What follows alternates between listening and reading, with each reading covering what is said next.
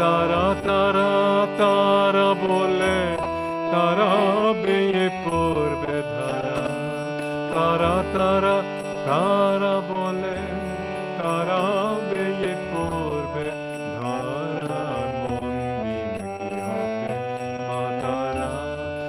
মন দিন কি হবে মা তারা যবে তারা তারা তারা বলে তারা বেয়ে করবে তারা তারা তারা তারা বলে তারা বেয়ে করবে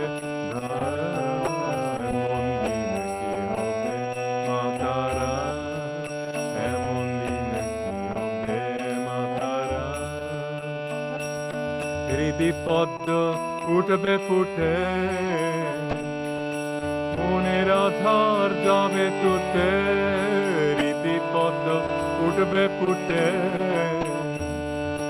মনের আধার যাবে টুটে তখন ধরা তলে করব লুটে তারা বলে হব সারা ধরা তলে করব লুটে তারা বলে হব সারা এমন দিন কি হবে মা তারা এমন দিন কি হবে মা তারা যবে তারা তারা তারা বলে তারা বেয়ে করবে ধারা তারা তারা তারা বলে তারা বেয়ে করবে ধারা এমন দিন হবে মা তারা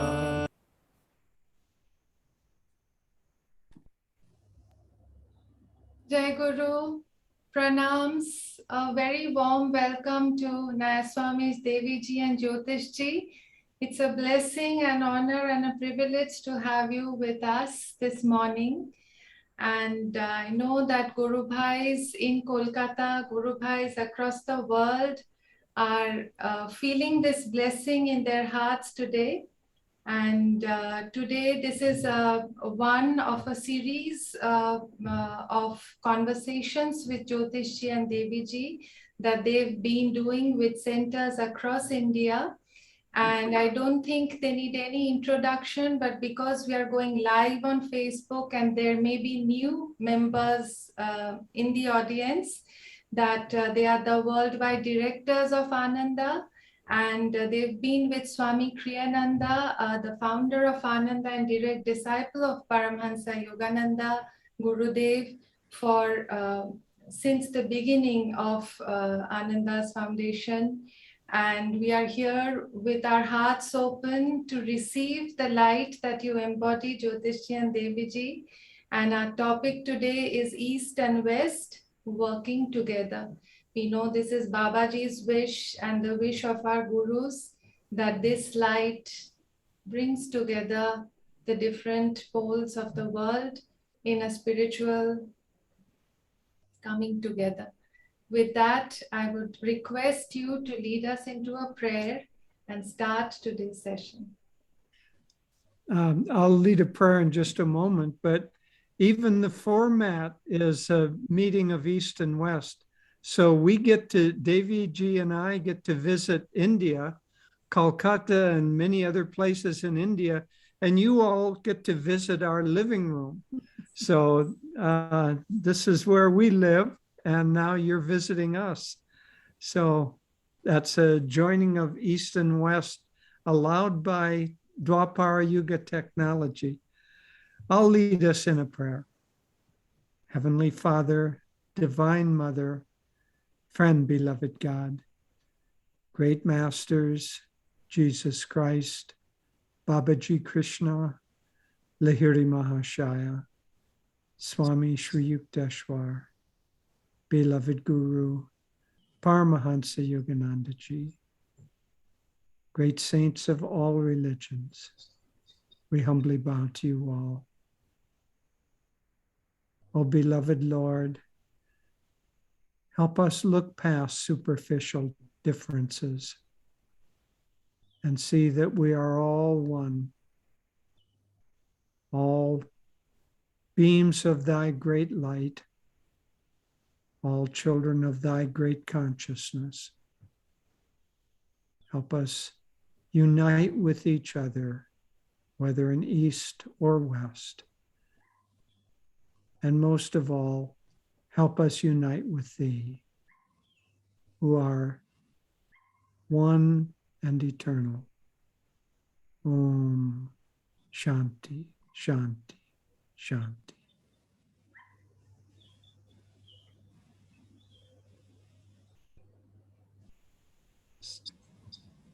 So you're welcome. Maybe Devi and I, the topic tonight is the joining together of East and West. And maybe Devi and I will each talk just very briefly. And then the format of these satsangs is primarily to be able to get together and just share the path with each other, share questions, share answers, share friendship and joy. So the joining together of East and West, first of all, in our souls, we're neither East nor West. We're universal children. And when we talk about being from India or being from the United States or from the East or from the West, really all we're talking about is one little incarnation out of tens of thousands of incarnations. And so in this sense, even though Davidji and I and several others here were born in the West, we may be more Indian because of recent incarnations in India than many people who are born in India and have recent incarnations in the West. And so who's Eastern and who's Western? You can't really say except by pointing out very superficial differences. But many of you are from Kolkata, others of you from different areas around India, Delhi and Pune and Bangalore. And so all of those places around India, you're actually in some ways, if you live in an urban environment, your lifestyle is probably closer to the lifestyle of somebody who lives in Chicago or New York or Los Angeles than it is similar to the lifestyle of somebody who lives in a little village in India and mainly works on the land. So how do you divide what lifestyle is? Similarly, because we're all devotees, our consciousness is probably more similar to one another. All of the people on the screens here, our consciousness is probably more similar to each other than you might be to the neighbor living next door to you. And so where are these differences? They're really only possible if we remain on the most superficial level. And so yoga and the spiritual path is meant to get us off of that superficial level.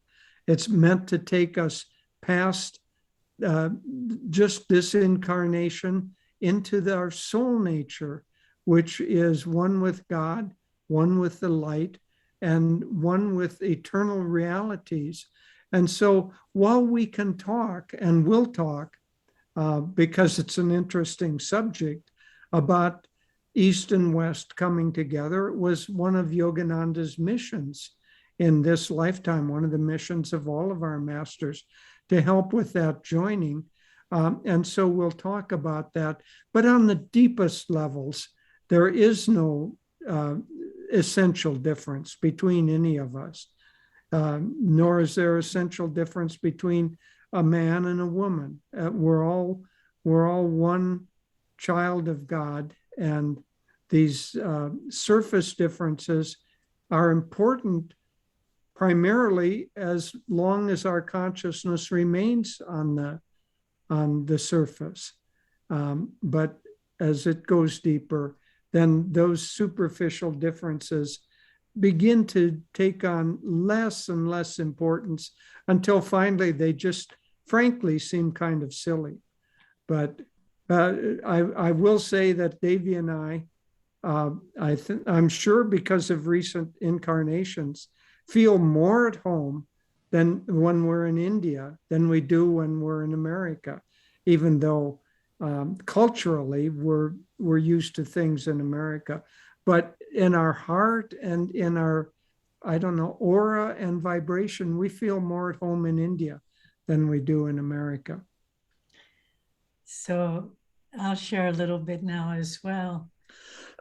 First of all, it's so lovely to be with you all and to see our friends, so many beautiful faces. And I mean this very sincerely. Whenever we have a satsang or a meeting with our friends in India, some very deep part of our soul is nurtured. And it's just very, very gratifying. And I'm going to make a little joke on a friend of mine who I saw was watching Kanta from Gargal. I was looking at the names that came up and I thought, oh, that's a very long Indian last name, Kanta Ifono Kanta. And I thought, oh, that's a long name. And then I realized it was Kanta's iPhone. So that's East and West coming together. So I want to share with you something, a gift that Swami gave us some years ago to break down barriers between East and West. Swami has written a play called The Jewel in the Lotus. It's a beautiful play that takes place in India 200 years in the future. Master said he would reincarnate in the Himalayas 200 years after he left the body, which is something to look forward to if we happen to be around. But so we were performing this play in San Francisco. Swami was in it, Jyotish and I were both in it as well. And all the characters are in it are Indian.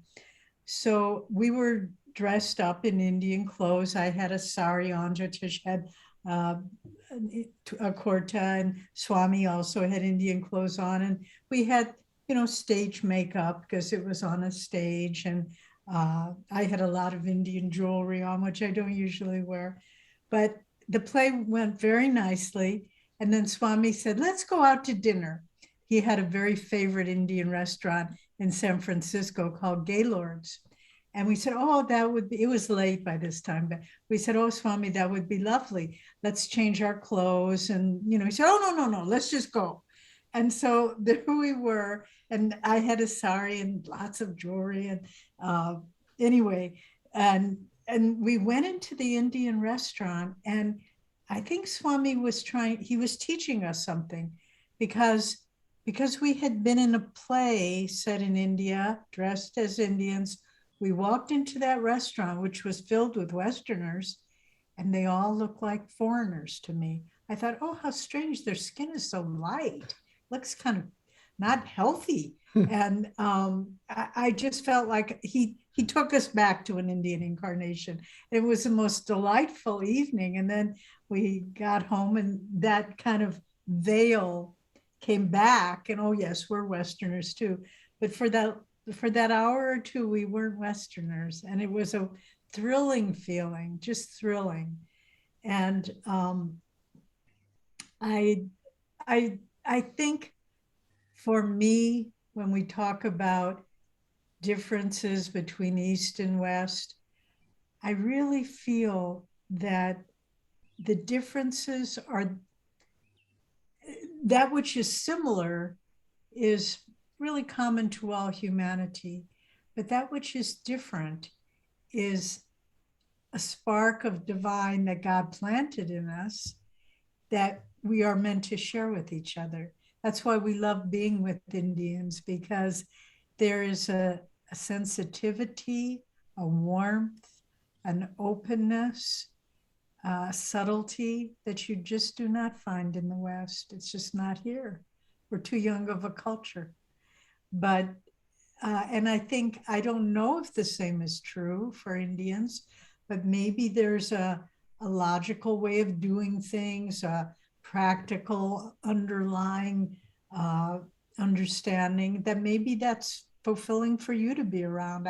I hope you get something from being around Westerners, but the point being that which seems to make us different is not something that separates us, but it's the gift we have to give to each other. And in that way, it's this beautiful coming together of God's children, just like, you know, I maybe a little brother and sister, they're different, but they have something to teach each other. And that's what it feels like to me, that we have something to share. That's a beautiful aspect of each one of us. And I'm so grateful beyond anything. I really, for Jyotish and me, the greatest gift of our spiritual life after Swamiji Master is to serve with all of you and to develop friendships with all of you, because it's so rewarding for our souls. And we were talking earlier today that, you know, we haven't been able to travel at all because of the pandemic. And yet, as much as we miss not being able to come to India, it's been very important for us to be in America during this time, because many things have come up and decisions and how do we move forward. And I think if we weren't here now, it would have been a burden on a lot of people. So it's right that we couldn't come, even though we miss it ourselves personally. So I think maybe we just open up for questions now, but just remember, it's all East and West. It's all part of a divine plan. And, you know, many of the questions that DT already submitted to us were, you know, is it possible to come together? The differences seem so great. Always remember there's a bigger picture. We're just little bitty, we see a little moment in time, but the great masters, they see eternal patterns of yugas, that hundreds of thousands of years. And the separation of East and West was a divine decree some thousands of years ago, so that the East could develop spiritual depth and the West could develop practicality. But now the masters that guide human evolution are saying, now each side has gone as far as is important in their own particular orientation. Now it's time to share that. And so it isn't that we have to work at it. There's a natural hunger for sensitive souls, Westerners to draw from the East, Indians to draw from the West, because we feel it completes the circuit. So it's all part of a beautiful, beautiful divine plan. And those of us who are disciples of our great masters, Babaji, Lahiri Sri Yukteswar, Yogananda Ji, we're just little sparks of their light, just little sparks of their mission to uplift human consciousness by coming together. So as much as we enjoy being together, I'm always aware on some level, it's not just for us. It's to lead humanity forward into a higher age. So now, DT, if you want to begin having conversation, we've talked enough. Absolutely. And it's like, you know, when a painting is being made, different elements of that canvas are placed one by one, and then gradually the whole composition comes together, and we see Jyotishji's painting right on the wall behind you, and we know so beautifully Jyotishji expresses himself in this creative way.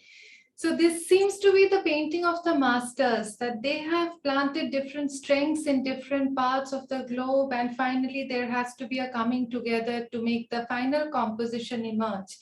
And exactly as we were preparing for this conversation, these are the thoughts that crossed our minds, that when the masters said East and West, it seems more and more that it is not so much a geographical East and West. It seems East represents that which is a spiritual realm, and the West represents that which is more of a physical manifestation of Divine Mother in the material realm. And they, so for us, many Bengalis and many Indians, I can speak for myself, and I know I represent thousands, if not more, that Master came to us through you.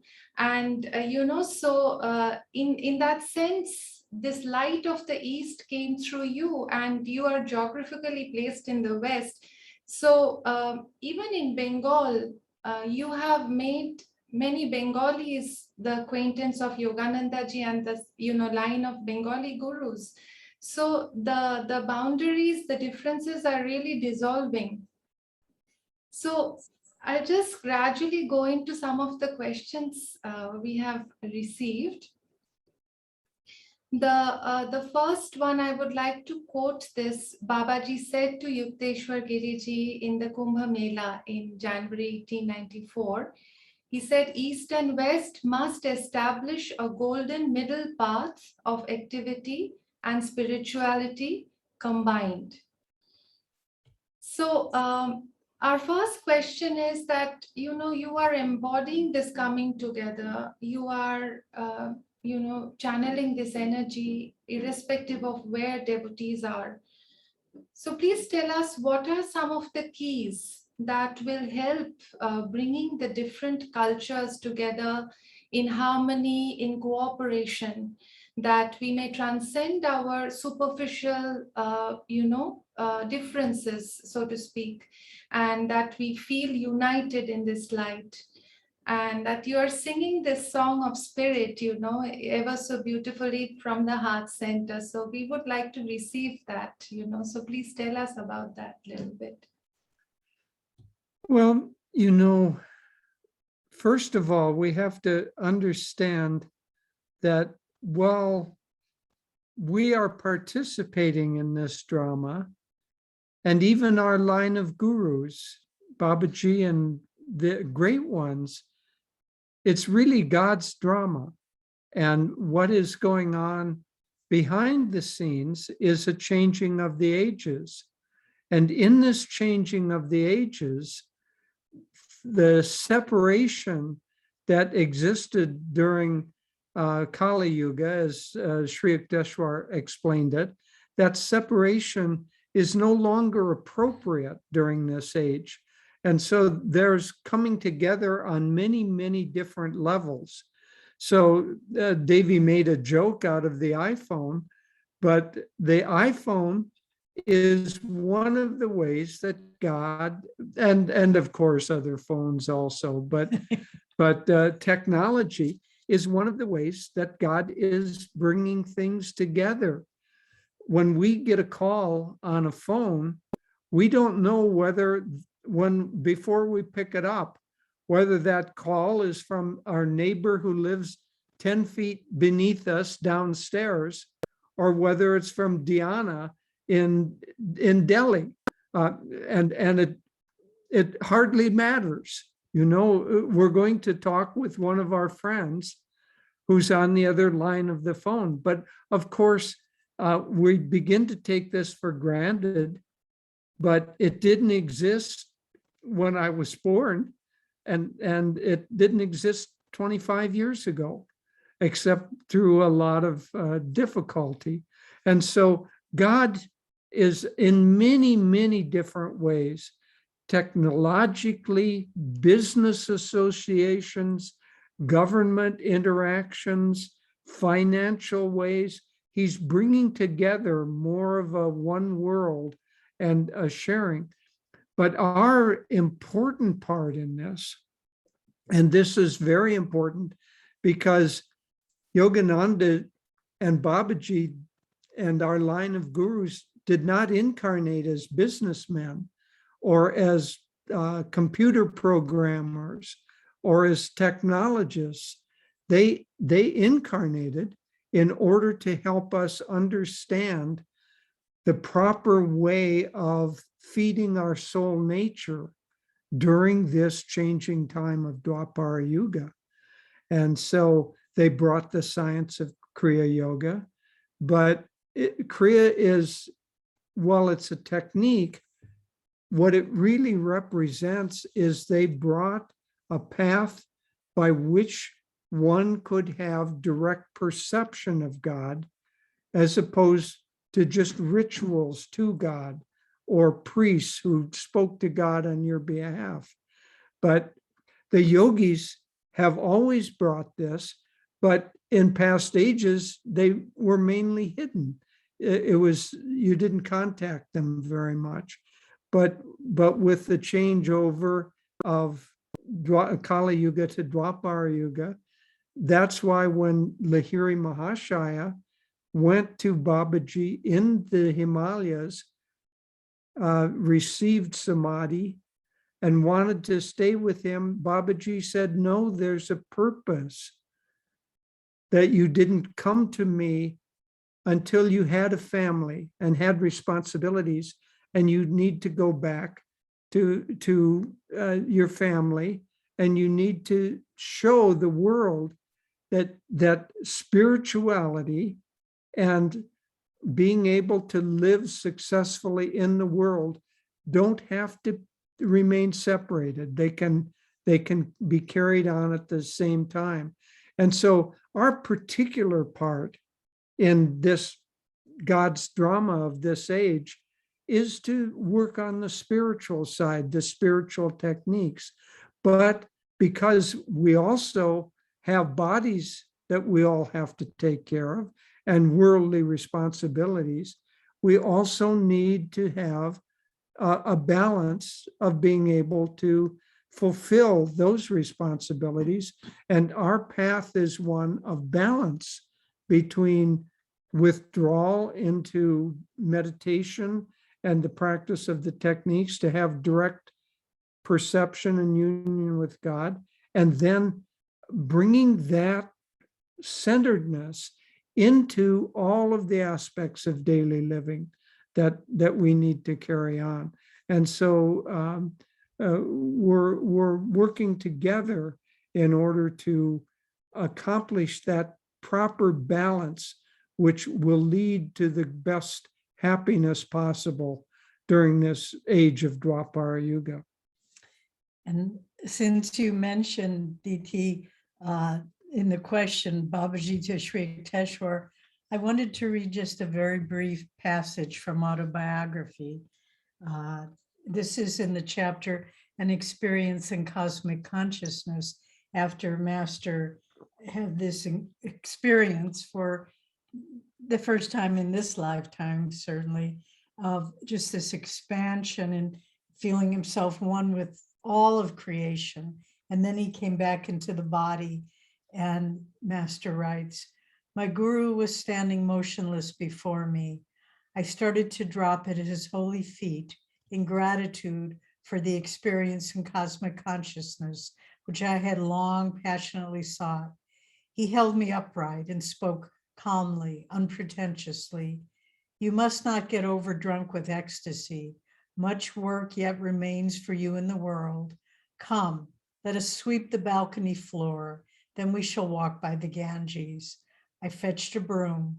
Master, I knew, was teaching me the secret of balanced living. The soul must stretch over the cosmogonic abysses while the body performs its daily duties. So that simple little passage reveals so much, because it's showing, first of all, the experience of cosmic consciousness, which is not expressed in any other tradition, any other teachings, but India and some Eastern cultures. It's not expressed in Western religion. And so you have that. But then Sri Yukteswar says you have much work to do in the world. Just like Babaji told Lahiri, get a broom, sweep the porch, which was just symbolic of all the work he had to do in this world. And he said I knew my master was teaching me the art of balanced living. And I think that's the point. Why East and West need to come together? Because we need to imbue daily life with divine consciousness. That's the mission that Master came. And this line of gurus, look at the line of gurus, what they're all, you read about many other gurus or great saints in India, and it's a very, I don't know, even though they may be enlightened beings, it's not about a world mission. Here's Babaji and Christ that we read in the autobiography of a yogi, who are directing the evolution of humanity on this planet. And then Babaji's disciple Lahiri, who, as we referred to, had to, even after he was up in the Himalayas with Babaji, I think it was like for 25 years, he still continued to go to the office every day. I mean, just astonishing, balanced living. And then Sri Yukteswar comes, and his master describes him he said, very much of an Occidental in his outward habits, but inwardly in his spirit, an Oriental. But he's the one, as we read in that other passage, that was meant to train somebody, master, to go to the West. And remember, when Sri Yukteswar meets Babaji at the kumbha mela, as this refers to, Babaji said, I want you to write a book comparing the Gita and the Bible. Again, always coming together, never just the Gita, but the Gita and the Bible, Babaji and Christ, working in an office of a great avatar. And then finally Master, who was that one that was trained to go to the West. And what did Sri Yukteswar say to him on the eve of his departure?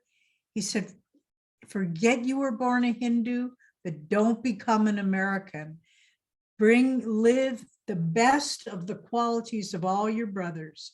And that's what our mission is, to live the best of all cultures, bringing them together. And if you look at it, that's just that core mission of our line of gurus. And it is such a wonderful timing to be talking about this, because it's Lahiri Mahashaya's, birth anniversary and Mahasamadhi, and it really seems he's, somehow infusing us with this awareness that you just spoke of. And we all feel it, that the way we have seen spirituality being transmitted in India before, that it was in a slightly different way in ashrams, in meditation rooms. But when this went to the West and flowed back into India, and now is flowing back into India, it's got this new avatar of dynamism. And as you say, balancing the life in the world and being rooted in spirit. And you both are, leading with that example. And there is much to learn, that decade after decade, you can be in the pursuit of spirit and yet be in the world and just be wonderful in everything that we have to do, that God has asked of us. So that's a beautiful reminder. We have some friends that, in Bengal, we read a lot, and so the context of quoting poets and writers and always comes in any conversation. We have a couple of friends who have quoted Kipling, and I'll just read the last two lines of his poem, that but there is neither east nor west, border nor breed nor birth, when two strong men stand face to face, though they come from the ends of the earth. So one of our friends has asked, what is that strength of the two strong men which banishes all divisions. I think you have already been touching upon this, but we want to hear more. Well, I'll give first an intellectual answer, and then I'll give a more of a hard answer. Strength comes in part from achieving fulfillment in those things that you're chasing all of the time.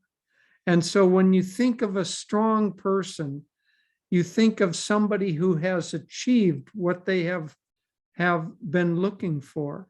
And so in a certain sense, all people are driven to find happiness by achievement.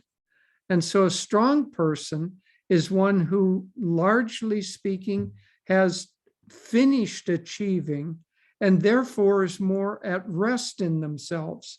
And when two strong people come together, truly strong people, they don't feel they need to compete. They don't feel they need to show the differences. They don't feel one of them has to show that he's stronger than the other. They both accept that I'm strong enough. I'm secure in myself. I don't have to prove myself, and therefore their differences, without that kind of competition, which is such a element of human nature. Obviously, the more spiritually mature someone becomes, the less that becomes meaningful to them.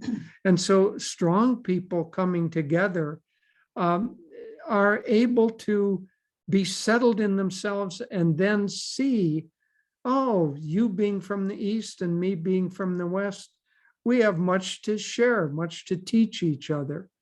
There is a charming story of Master riding on a train, and he happened to be sitting in a compartment with an American who was quite a well-known actor.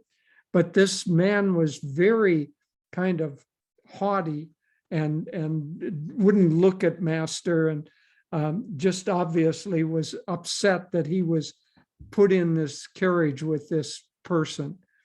And Master said, well, why do you look that way? Why do you have such a sour look on your face? And the man said, none of your business. And Master said, well, it certainly is my business. I have to look at you. I have to look at that sour face. So it's obviously my business. And then he went on, Master went on, he said something charming. He said, you know, everybody in this world is a little bit crazy. You and I are just crazy in different ways. Why don't we, while we're together, share our craziness with each other? And so they began talking. And indeed, this man ended up becoming a disciple of Master. But that's Master represents that strong man meeting, in this case, somebody who had a patina of not having strength, but soon, because he was charmed by Master, put down that guard. So Master didn't really need to prove himself to that person or anyone. And so he could laugh, he could enjoy the differences. We're both a little bit crazy. You're crazy in your way, I'm crazy in my way. Let's share our craziness together. And so that's the one part of the strength. The other part of a strength is that when a person has achieved real balance within themselves, there is a balance between their heart energy and their mind energy. And the heart can more easily recognize friendship and appreciate than the mind can. The mind sees superficial differences. The heart often is just attracted to a person immediately upon meeting. Well, I'm going to pick it up from a different string. That's a very, very famous poem that you quoted, DT, by Kipling. But of course, Kipling was a child of British colonialism, and his poem, and to a certain extent, reflects that. But I'll share another story that perhaps is a different way of answering this. This was a short story that I read some years ago, written by another British author, E.M. Forster, who wrote Passage to India. It's a very beautiful novel. And in this short story, it starts off where these two men have both left their bodies. One is a Muslim, one is a Christian, and their souls start ascending to God. And at first they see that they're dressed slightly differently, and their languages are slightly different, and they keep a little distance from each other. But then as their souls begin moving closer to the light and the differences begin to fall away, they began sharing, what was your life like? What was your life like? And they both realized that the other person was a very good person, very noble person. And they grow closer and closer to the light. And they're each thinking, too bad he's a Christian. He can't enter the kingdom of heaven. Too bad he's a Muslim. He can't enter the kingdom of heaven, as their religion taught. But as they grow closer and closer to the light, and they're just about to merge into the light, each simultaneously thinks, Lord, if only one of us can enter, let it be him. And then they both enter into the light and merge and become one. So what's the point of that story? The more we grow spiritually, the less we're aware of the differences. And that's why it's so easy for all of us to be together. We're not hung up about cultural or language differences or background, how we were raised, or any of those things. But as we grow spiritually, those differences just aren't that important. And as we grow spiritually, we see, oh, we're all really the same. And there's that beautiful song, and I'll just close with this, by Swamiji, Brothers. And the last verse is, the words and customs vary like waves upon the sea. One life beneath the surface binds everyone to me. Who knows himself knows all men as brothers. And that's the point, who knows himself. When you know yourself, you can't see any differences between anybody. We're all one. And that's how Master looked at us. That's how Swami looked at us. And we were all just his divine children. So it's not insurmountable by any means, but who knows himself. And that's what we all have to try to achieve, self-realization. Thank you so much. I just want to say at this point that, when you speak like this to all of us, we really feel the soul of India in your hearts. We feel the spirituality of India in your hearts, and more than we feel sometimes with many Indians, as we said in the beginning of this conversation, it's the way of the heart, it's the way of the soul, and it's the way of the Guru, and it's very uplifting. Thank you for just explaining such things in such a simple way. I don't feel like going back to this question because it seems like it's become such a fluid conversation now, but I will touch upon a few more. One of our Guru Bhai is making reference to the same poem by Kipling. She asks, how do you look at this East-West union in the light of, one, the environmental problems faced by the world today in the aftermath of the pandemic? And number two, how can yoga bring about peace and harmony in the world torn by ethnic and religious conflicts? Again, I think we are touching upon the same point that you are elaborating right from the beginning. So if there is anything that you may want to add, and then we will go to a slightly different type of question after this. Well, I'll add this, that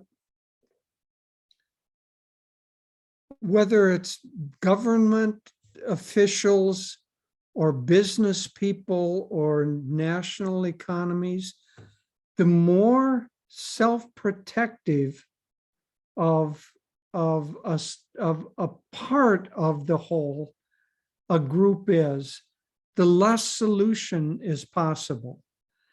You find that in India, we find it in America, that sometimes a very common sense solution is easily available, but there are two sides or multiple sides, and they won't give up their own personal slight advantage, even though it would benefit others.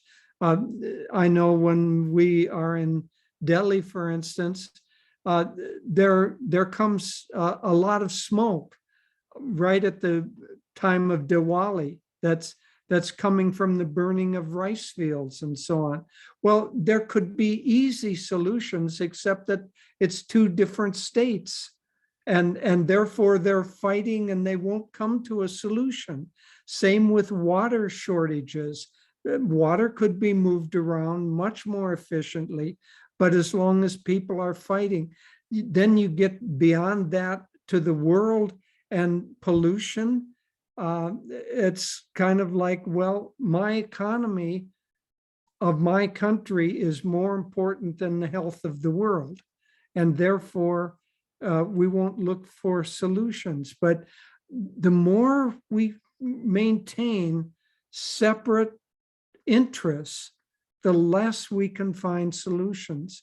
And so again, the pandemic, to a certain extent, because it doesn't obey any borders, is forcing us to find worldwide solutions to things. The climate doesn't obey national borders, and so it's going to force us to find solutions. So honestly, in many ways, governments and special interests stand in the way of solution orientation. And all of us, maybe we can use this period to say, well, let's go beyond those sectarian differences and find solutions that benefit everyone and also benefit future generations that are not yet able to speak for themselves. And, you know, also remember that it's all, this world really is a dream. It's God's dream.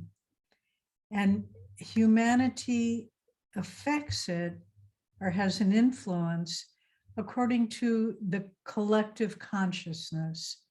So Swami often quoted, and this was a true study that was done, a group of people who practiced transcendental meditation, TM, decided they were going to see, this was maybe 20 years ago, they were going to see what the impact a group of people meditating had on the world around them. So a large number of them moved to a state in America, Rhode Island, which has a very small population, very small state.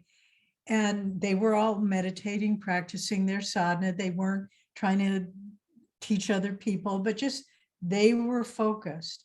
And within not very long, people began noticing the climate improved, the crime rate went down, the visits to the emergency room in the hospital lessened a great deal.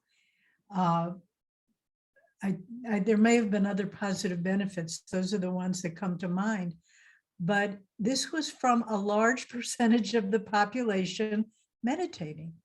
I think it was 1%. Yeah. But that's a relatively large percent in a small area. Yeah. But all that to say, and now we're looking at the opposite. Now we're looking at, you know, global climate crises, pandemic. Well, what's causing this? Yes, the virus, and yes, you know, pollution, all that, but that's an expression of man's negative consciousness. And so, yes, we need to do practical things. We can't just meditate. We have to do practical things. And there are those things available to us that can be done.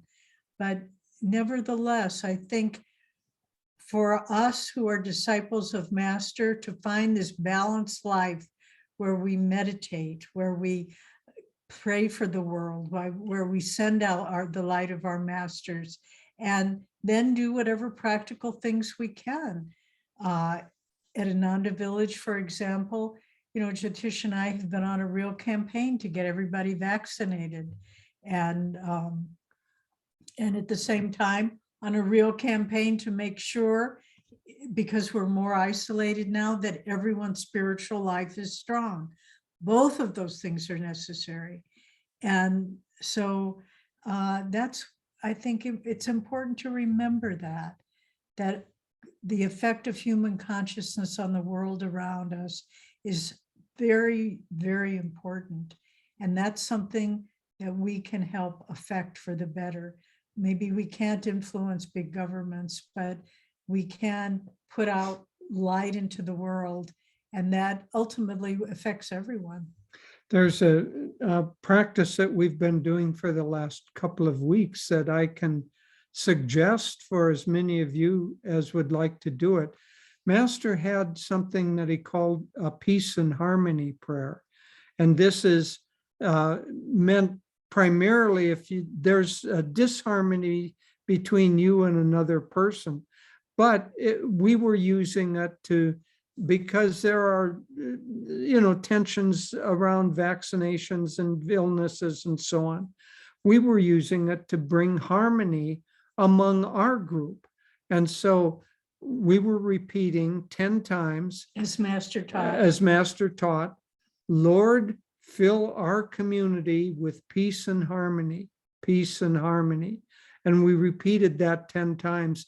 Then repeat 3 times, Lord, fill me with peace and harmony, peace and harmony. And so we immediately started seeing the effect of that on certain tensions, just little ones, nothing serious, but little ones, easing. And so that's something that all of us can do today. You can do it in your group gatherings. End with a peace and harmony prayer for where you see disharmony, bring harmony. Where you see darkness, bring light. Where you see separation, bring unity. Where you see judgment, bring acceptance. Always fight against a negative quality with the opposite positive quality. And I'll say one more thing. It's so hard to accept the fact that we have any importance in the greater scheme of things. We feel like, well, I'm struggling to meditate. I'm struggling to make a living, support my family, take care of my responsibilities. But I really want to say to each one of you, in Master's eyes, in Babaji's eyes, you are very, very important, because you are their hands and feet in this world right now. And so times will change, times will get better. But as long as the world for this period is being challenged, really try to hold your mind and your heart really linked with Master and Babaji as strongly as you can. And really try to say, I will share their light. I will share their love in as many ways as I can. And it's a gift we're all being given right now to be their instruments. And don't just think it's the acharyas or the Kriya acharyas. No, it's the disciples. It's the humble disciples. It's your job. And I hope together we can help bring Master's light and Babaji's light into the world much more.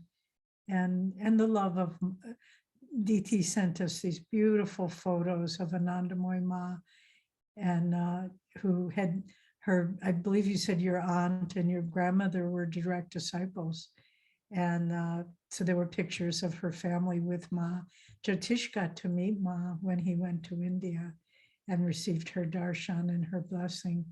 And so, again, talking about the difference of East and West, the reverence for Divine Mother in India, that the feminine aspect of God, the caring, compassionate, that's again your gift to the world now.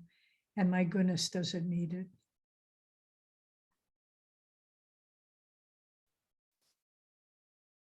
You know, you embody also this energy of Divine Mother, Deviji and Jyotishji. I mean, Durga Puja is coming in Kolkata. We have this big festival in October where we sort of celebrate Divine Mother's presence, and she is very powerfully present in Bengal. Everyone relates to her as your own mother. And in a way, since the last few days, while we were trying to make some notes, I see so many of disciples and the readers of your blogs referring to you both as our spiritual parents, as the spiritual father and the spiritual mother. So there is this, guardianship. There is this parenthood in that way. The mother's energy flowing in this, showing us the spiritual way forward. And in the pandemic, this is what I had written to you as well, that we had, thought that you will both come to Kolkata and we'll have the satsang with you in maybe the Tulsi Bosh shrine. But the pandemic happened and the online gathering started. And now today you have in a way come to Kolkata, but we have such a wider scope of audience being able to listen to you and being able to receive this light.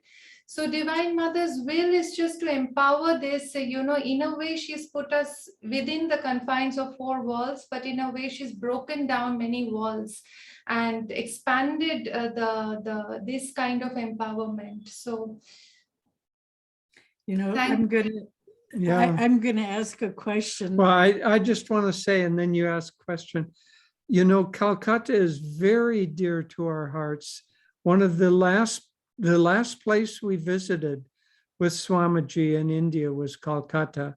We went there very near the end of his incarnation, and we visited Master's home and spent some time there. And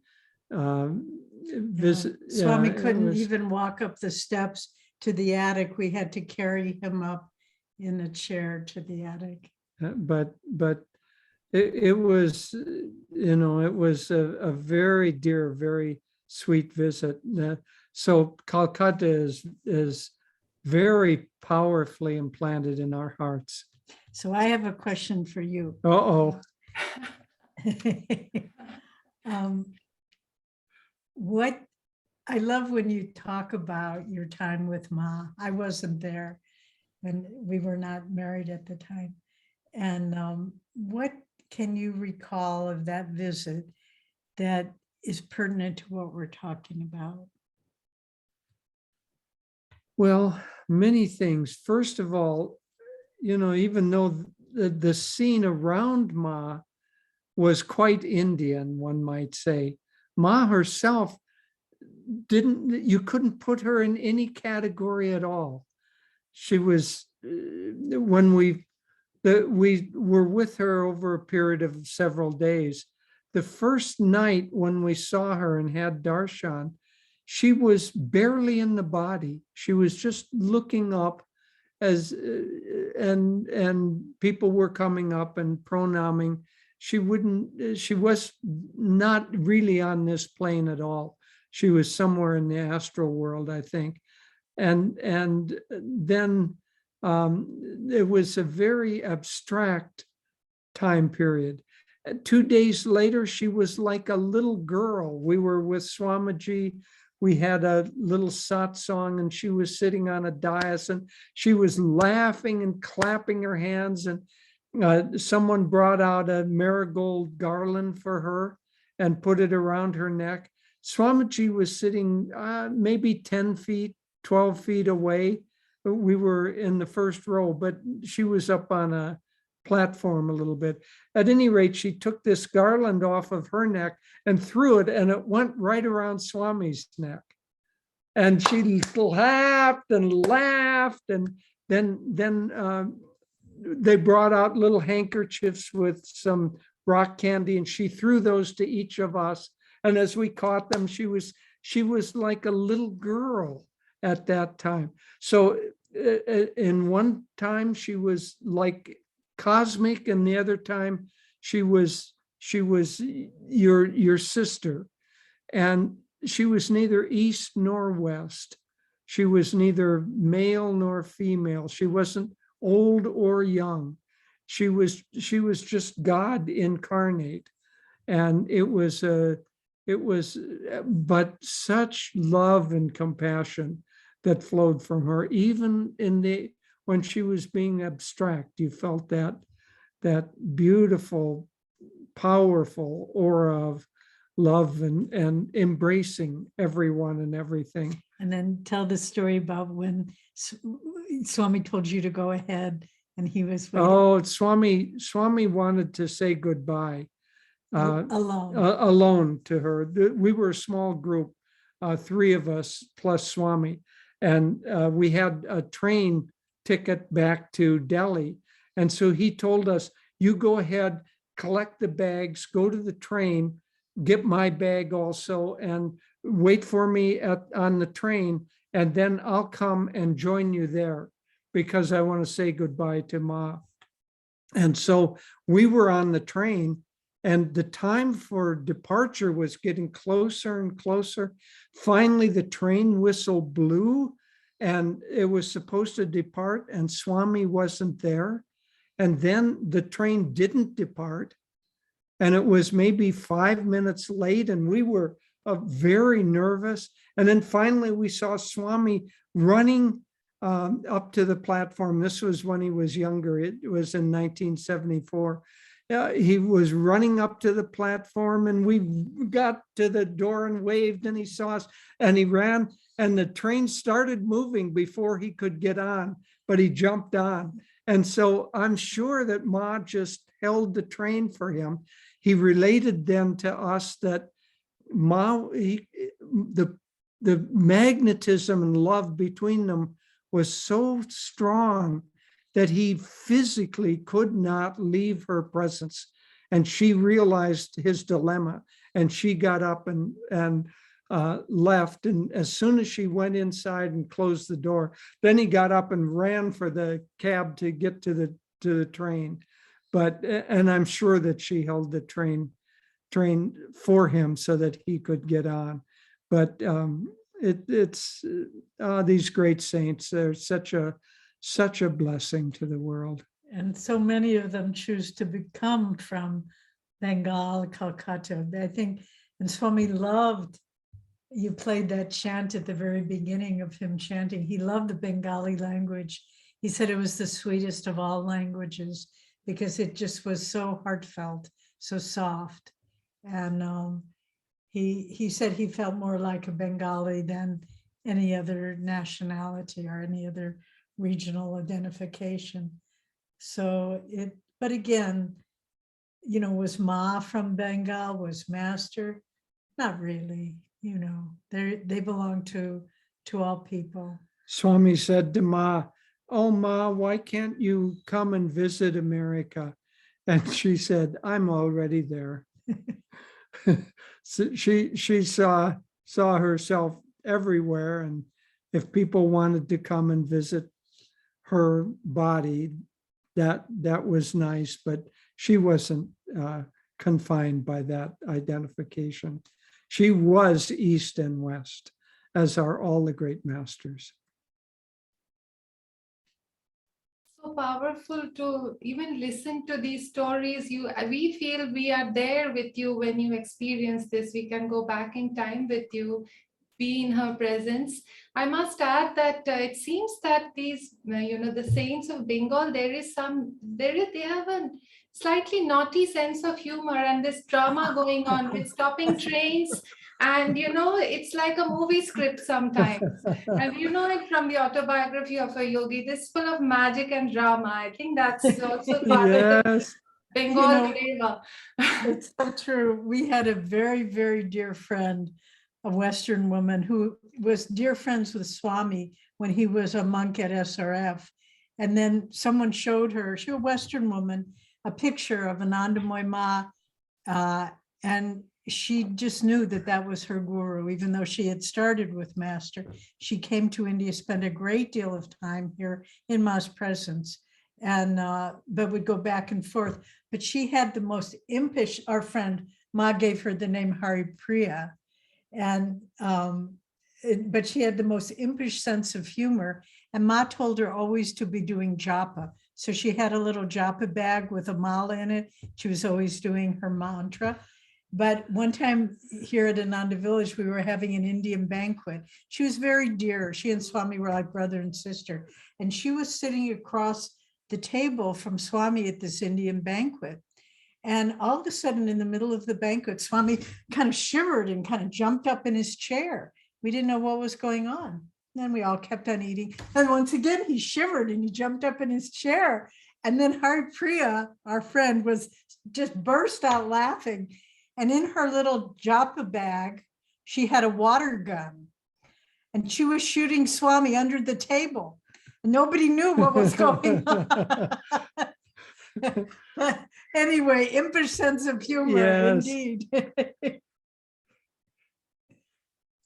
Deviji, Jyotishji, you're planting ideas in our hearts and minds when you come to Kolkata. You never know what to expect from the Bengali disciples now. Well, it's all right if you're going to do that, but first you have to get a japa bag. Then you have to start doing japa and do japa for about 10 years. And then you have earned the right to carry a water pistol in your japa bag. So that's the teaching. That's. And you know, I know it's time for us to go, but when we start talking about Ma, you know, Master is the guru, no question. He's given us our life in God, but Ma is like the mother, you know, just so tender and so loving. And so when our friend Hari Priya first went to India, this was in the early 1960s, when she was a little girl, her given name was Nancy, and she loved to dress up in her mother's fancy clothes. And so her mother called her Nancy Fancy. And so here Hari Priya goes to this ashram, first time in India, all by herself, totally different culture. Ananda Ma looks at her, claps her hands and says, Nancy Fancy, you have come, in English. She didn't speak English, but anyway, just to show it's all connected. It's quite magical how time flew by. I mean, we just feel we don't want to, seem to have this magnetism that we don't want to end this session. But, ask us one more question, Deepi, ask us one more question. So this question. And anyone who has to go, please feel free. Yeah. So, but we'll answer one more question and that's it.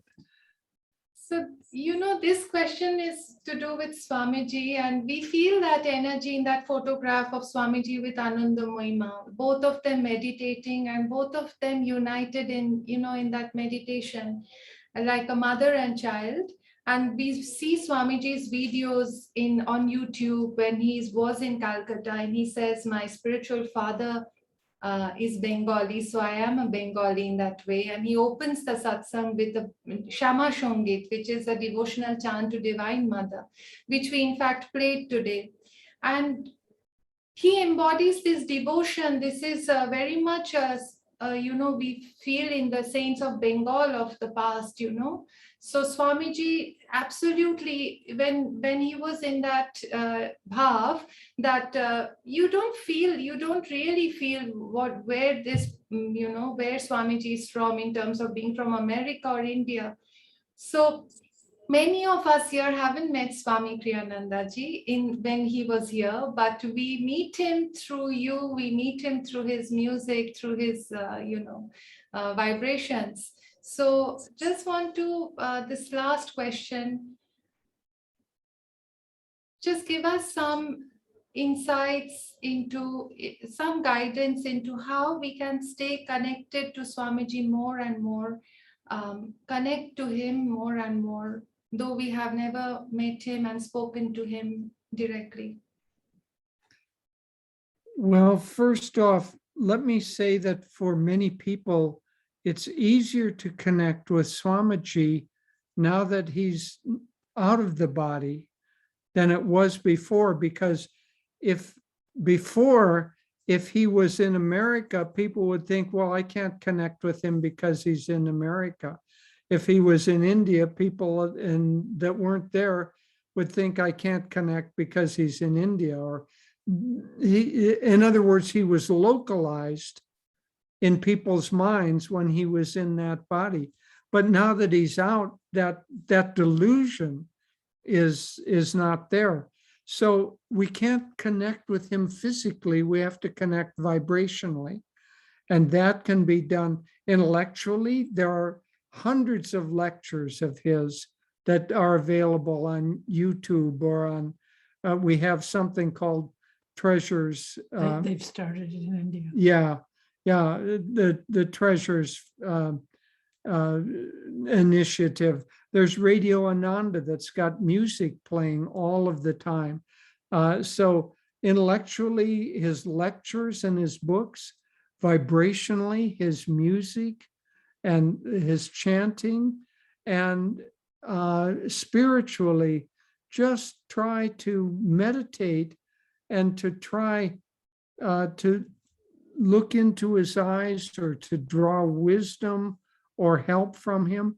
The more we reach out in our minds and in our hearts to Master or to Swamiji or to any great saint, they respond. Coming back to Ananda Ma, someone asked, do you hear our prayers when we pray to you? And she described it beautifully. She said, it's like I see a crowd of people, and if someone prays to me, it's like I see a beam of light shine up from that person to me, and I immediately. So when we connect with Swamiji or Master, we send a beam of our consciousness, and that draws their consciousness to us. So there are many ways, but to connect. It really starts with our initiating some desire to connect, and then we can do it intellectually or vibrationally or musically or however we choose. Yeah, I would just add a little story from Swami's life. We weren't there at the time, but people who were there told us he was recording an album of chanting. And it was, going, he had a beautiful voice. He was very musical. It was going along nicely. And at a certain point, he stopped and he said, this is how I chant in public. But he said, it's too hard for me to chant publicly the way I really feel towards God. It's hard for me to be that open. And he said, but this is how I chant. And then he did some Indian chant, bhajans, and they said it was so heartfelt and very different from the way he usually chanted. And he said, it's very, and I thought about that a lot. And I thought, he had to keep hidden. He had so much to do to fulfill the mission Master gave him. He had to keep hidden for most of the time, his real heartfelt connection with God. And So what I would say was, listen to his Indian bhajans. Many of them are recorded, and you hear a different quality than in the English chants. And then also to the more you yourself open your heart in devotion to God and Divine Mother, to Guru, the more you will feel who Swami was. Because, you know, you can be in awe of him. Oh, he was a composer and an author and a lecturer and all these things, spoke all these languages, but none of that was important to him. You know, he said, at the end of my life, I want people just to say about me, he was a good disciple. So the more we can be good disciples of Guruji, again, we'll be united with our divine brother, our divine guide, our blessed friend, Swami Kriyananda. And he's very present for everyone. But it's a matter of us finding the way to go deeper into our love for God.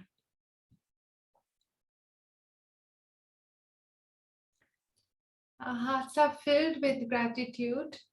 I don't want to conclude this session, but probably need to. I just want to share with everyone here that Jyotish and Devi write wonderful blogs every week, and maybe Alok will post the links to their contributions in the chat. You can save them. It's been 8 years since they've been writing, and every week there's a beautiful new discussion, and 4 books have been published every 2 years on these blogs that we can read. And we are full of love and gratitude, Jyotish and Devi. It's a blessing of Divine Mother that we receive her light through you and through all our mentors and guides in Ananda. We receive Swamiji through all of you. And we await your presence in Kolkata when things normalize with all of you. And just thank you for filling us with this beauty of, Divine Mother and Ananda Moima's energy and love of spirit. We hope God bless you. And thank you. Thank you. Pranams. we hope to be with you in person soon. Certainly, we hope next year at this time we'll be in India. Yeah. And it's just, thank you for being so gracious and welcoming us. And I hope, please believe us sincerely. It's a great blessing for us to share with all of you, because it just awakens that beautiful part of Indian devotion, which is our heart. The Master is known as Premavatar, and we feel this love in your presence. Thank you, Adharmacharyas. Thank you ever so much for this blessing. God bless you. Have a beautiful day, everyone. And Jai Guru. Thank you so much.